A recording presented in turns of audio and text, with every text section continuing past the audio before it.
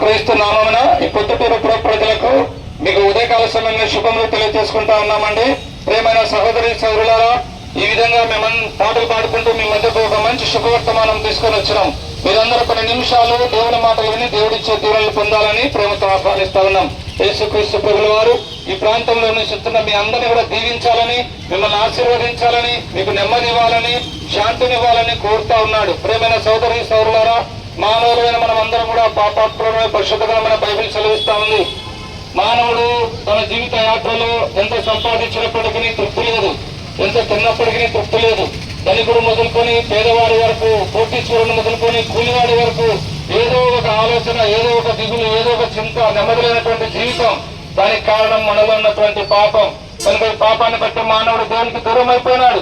ఈ పాపాన్ని బట్టి మానవుడు దేవుని యొక్క ఉగ్రతకు పాత్రవుతా ఉన్నాడు. ఈ పాపాన్ని బట్టి మానవుడు దేవుని చేరుకోలేకపోయినాడు. మానవులమైన మనమందరం కూడా పరలోక రాజ్యం చేరాలని, స్వర్గంలో ఉండాలని, దేవునితో ఉండాలని మన అందరి కోరిక. అయితే మన పాపాన్ని బట్టి మనం చేరలేకపోతా ఉన్నాం. అందుకొరకు సృష్టికర్త అయినటువంటి దేవుడు, దేవాది దేవుడు ఆ యొక్క యేసుక్రీస్తు ప్రభుగా భూమి మీద అవతరించినాడు. ఈ లోకంలో యేసు ప్రభుల వారు పవిత్రంగా జీవించినాడు, పాపం లేకుండా జీవించినాడు. మానవులందరి పాపముల కొరకు యేసు ప్రభు సిలువను ఎక్కినాడు. మనందరి పాపముల కొరకు యేసుక్రీస్తు ప్రభుల వారు సిలువలో మరణించినాడు, సమాధి చేయబడినాడు. 3వ దినమున మరణం జయించి తిరిగి లేచినాడు, ఆ పరలోకానికి ఆరోహుడైనాడు. ఈ మాటలు వింటున్న సోదరి సోదరుడా, ఎంతకాలం పాపంలో జీవిస్తావు, ఎంతకాలం పాపంలో నువ్వు మరణిస్తావు? పాపముల వచ్చే జీతము మరణము. ఈ పాపం నుంచి నువ్వు బయటికి రా.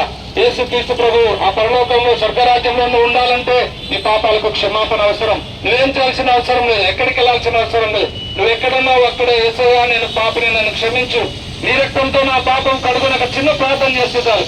యేసు రక్తం ప్రతి పాపం నుంచి నిన్ను కడుగుతుంది, పవిత్రపరుస్తుంది, పరిశుద్ధపరచబడుతుంది. అప్పుడు ఈ లోకంలో నీకు నెమ్మది పొందుతావు, శాంతిని పొందుతావు, సమాధానం పొందుతావు. ఈ లోకం విడితే పరలోక రాజ్యంలో యేసుక్రీస్తు ప్రభుతో కూడా నువ్వు ఉంటావు. అలాగనే కాక పాప జీవితంలో కొనసాగితే నిత్య నరకం, అగ్నిగుండం, పాతాళం. ఎవరు నిన్ను రక్షించలేరు, ఎవరు నిన్ను విడిపించలేరు. ఒకవేళ ఉదయకాల సమయంలో ఇది నాకు కాదులే వేరే వారికి అనుకుంటా ఉన్నావా? ఆయన నిన్ను రక్షించడానికి లోకానికి దిగి వచ్చిన నీ రక్షకుడు, లోక రక్షకుడు, జగద్ రక్షకుడు. నిన్ను రక్షించడానికి వేరే మార్గం లేనే లేదు. యేసు ప్రభువే మార్గం, యేసు ప్రభువే సత్యం, యేసు ప్రభువే జీవం. ప్రభునేశ్వరుని విశ్వాసం ఉంచము, అప్పుడు మీరు మీ ఇంటి వారిని గొప్ప ఆత్మరక్షణ, పాపక్షమాపణ, పరలోక రాజ్యం మీరు పొందగలరు. యేసు ప్రభుల వారి గురించి మీకు ఇంకా ఎక్కువగా తెలుసుకోవాలని ఆశ ఉంటే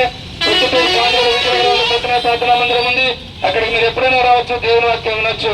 మీ అందరి కొరకు మేము ప్రార్థన చేస్తాం.